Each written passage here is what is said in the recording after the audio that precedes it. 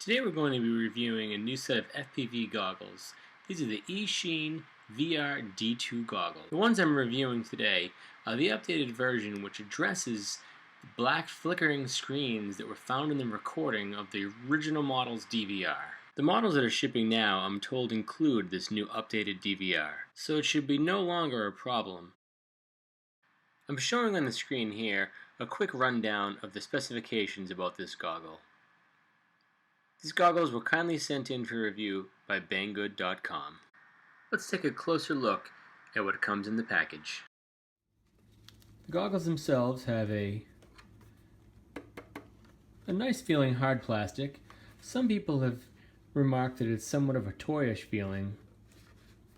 I don't directly disagree. I think it feels pretty good in your hands, and it feels representative of the price point that these goggles come in at. It certainly feels like they're sturdy. They don't crush in your hand. I'm not sure they would take the impact of a large fall though. But that's to be expected, and I think something with a video screen should be having some care taken with it.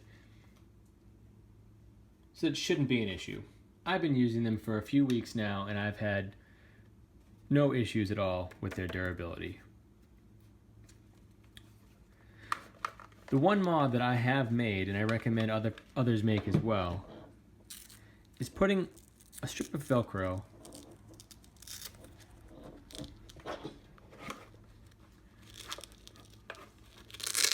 right here in the back of the goggles and your battery. The way they ship, it's very loose and almost impossible to keep the battery in place. A simple strip of Velcro will do the trick.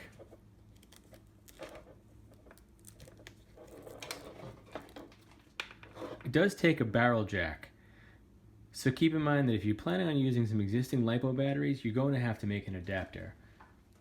However, other common batteries for goggles, such as these from my Fat Sharks, or the homemade 18650 model style, are going to fit perfectly. The battery included in the kit is a 2200 milliamp 7.4 volt 18650 style. Here's how it comes out of the box. I recommend just fixing some Velcro on this side to attach to the goggle as well. In addition, you'll also receive the corresponding charger.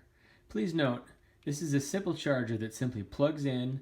The red light will indicate that it's charging. When the red light goes out, the battery is charged. Simply plugging in the battery will turn on the goggle.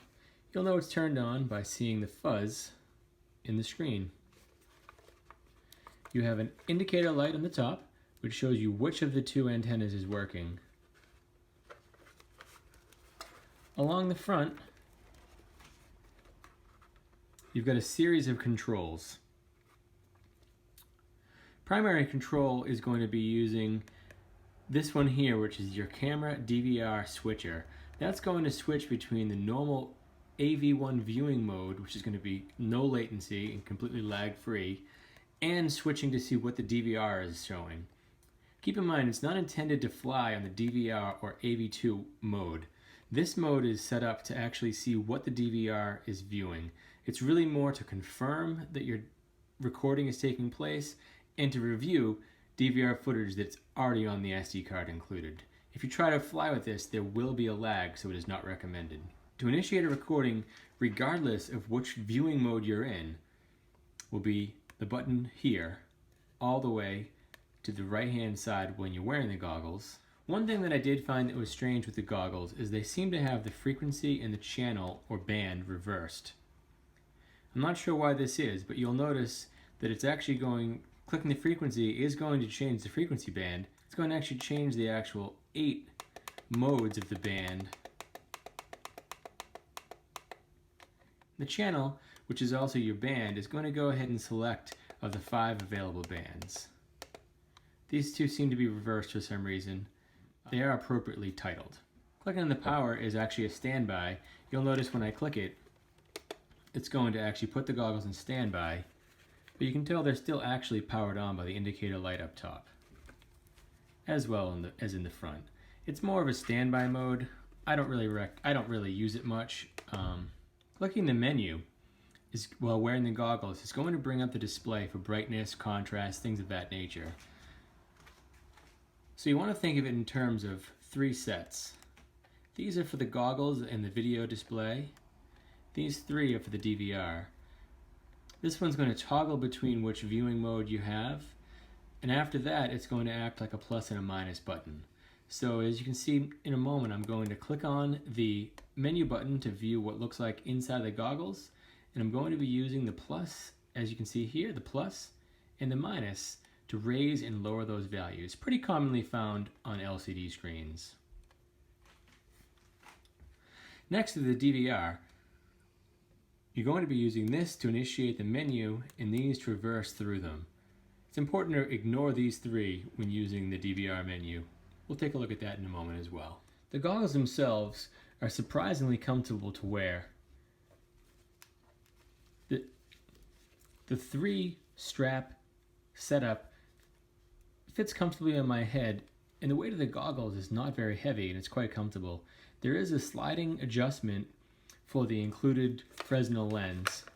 I found that it didn't make much of a difference in terms of my viewing. However, it does increase the size of the screen the closer to your eyes that you have it. The 2 antennas that were included are a patch antenna and a cloverleaf antenna. There's a lot of talk on the RC group's forums that removing the sticker will increase the range quite a bit. I have not done so at this time because I wanted to test the package out of the box, and I have found that I have 0 range issues with the setup as you're seeing here. As I try to progress and do some further distance with this plane, I will experiment with removing this sticker to see if that helps. Overall, I'm very impressed with these goggles. The one thing that I might recommend is finding some additional foam to put here. The contour of my face is not exactly matching this, and this small amount of foam wasn't enough to bridge the gap. Light does come in from the sides. However, I have not found that this actually impedes the use of the goggles. The extra generous nose opening is quite comfortable on my face, and I have no issues at all wearing these. As time moves on, I will look at putting in an additional layer of foam, certainly on the sides and maybe along the top as well, and that will make things even better.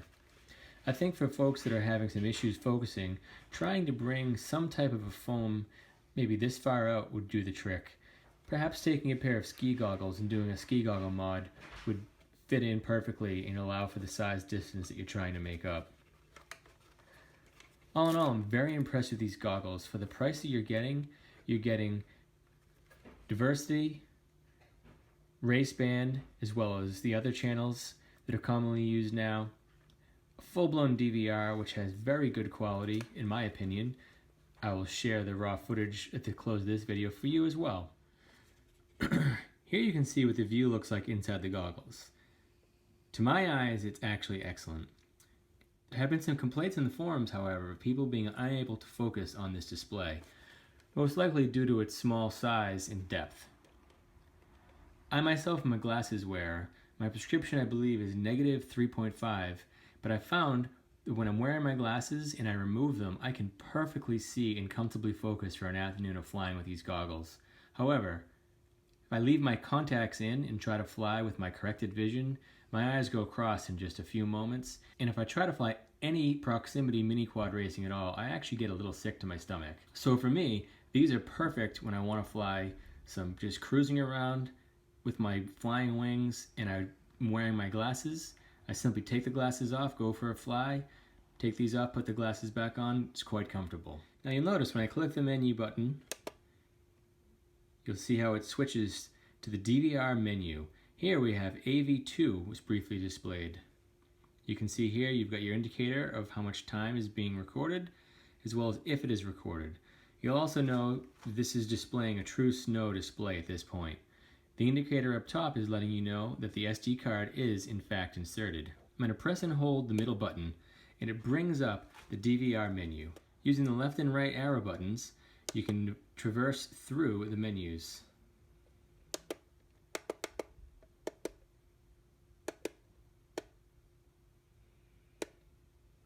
Long pressing the menu will take you to the next menu format. While wearing the goggles, of the 3 buttons, the rightmost button will initiate the recording. Long pressing the leftmost button will bring you back to review previous footage on the card. You can actually use the left button and the right button to navigate through them. Let's take a look at a flight that I had yesterday morning. I can begin the playback by pressing the middle button.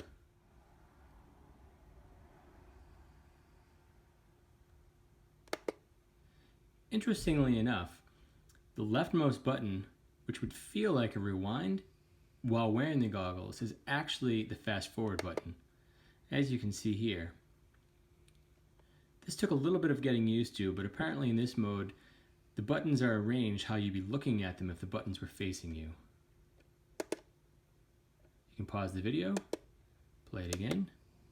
In this case now I'm back in forward one. You can see that just the slightest bit of static as I flicker. This is showing that the new update is in fact working, and this DVR is actually excellent quality. I'm quite happy with this. You'll notice as I just leisurely fly around,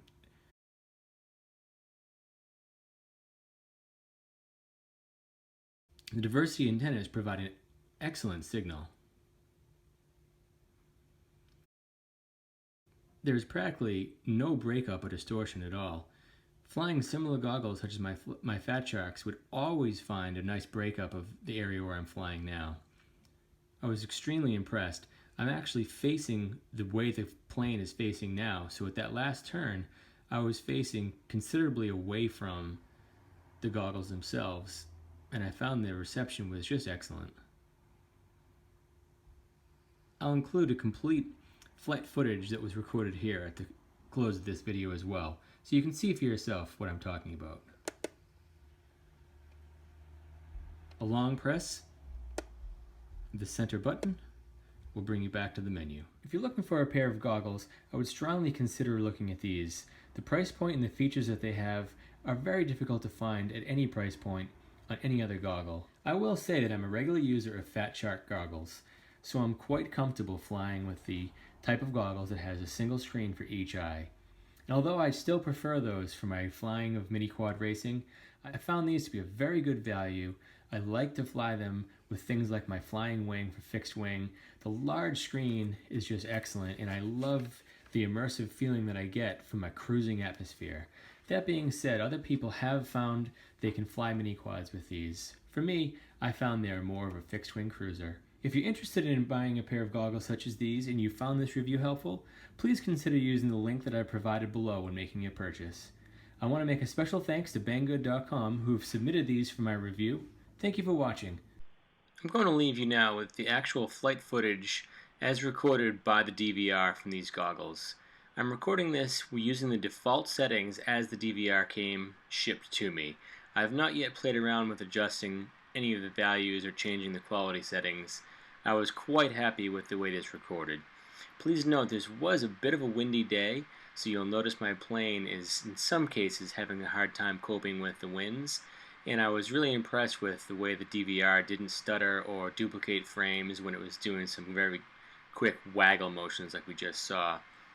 Also, this was a particularly overcast day. As you can see, when I face the sunny clouds, the tree areas are completely darkened out. And now that we're facing into some more favorable lighting conditions, you can really see the quality of the DVR. This is exactly how things looked, in real life, so it's not that the DVR has any particularly bad qualities. It's probably more indicative of what the camera settings were set to in this particular day. All in all, I was quite impressed with this DVR. I'm going to leave you with the entirety of this flight footage.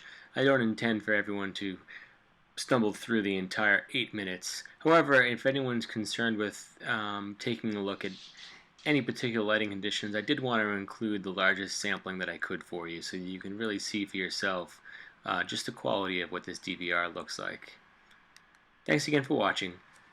Blue skies.